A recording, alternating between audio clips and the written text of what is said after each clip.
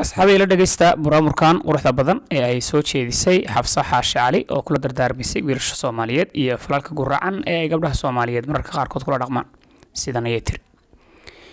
wiilasha Soomaaliyeed oo sidee tihiin gabadhu waa hooyada waana habar yartaa gabadhu waa eedada waana ehelada gabadhu waa bayada waana barida waxaad u belaysay bilaanow maanan garaan bilaanow markii eebbe kugu beeray badankayaga socodkii olin weynayoo santi waan hakinay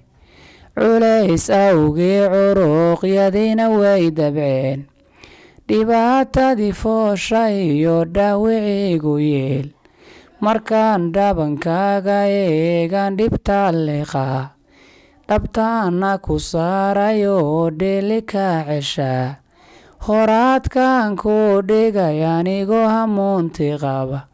kufsi iyo hagardamo miyaan hooyo kugu ahay kufsi iyo hagardamo miyaan hooyo kugu ahay